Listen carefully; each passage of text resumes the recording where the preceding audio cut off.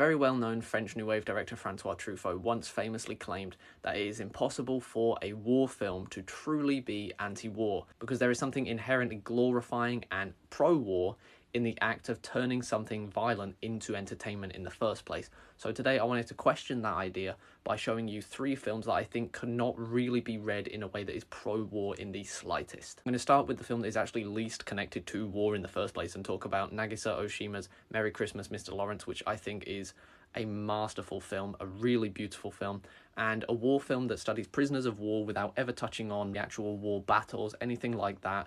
It's simply a character-focused film. It's more about the cultural clashes going on in a war prison and how both sides try to overcome violence, but how it feels almost inevitable. Second, I spoke about this film recently, but Gallipoli has been sitting in my mind because it is so sparse.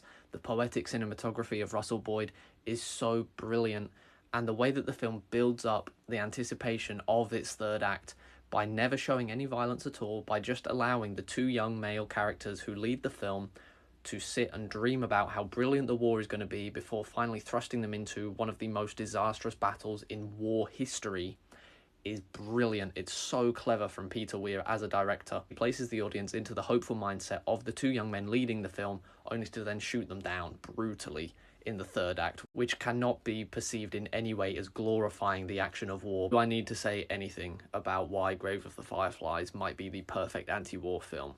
Never shows any of the actual fighting in the war. It only shows these 2 very young characters as they try to survive in a post-nuclear environment in World War II. It is one of the most heartbreaking films you will ever see. I don't want to spoil a single thing about it. If you haven't seen Grave of the Fireflies, it might just be the best ever Studio Ghibli film, and I beg that you go and see it. It is heartbreaking, but I do think it's one of the best animated films ever made.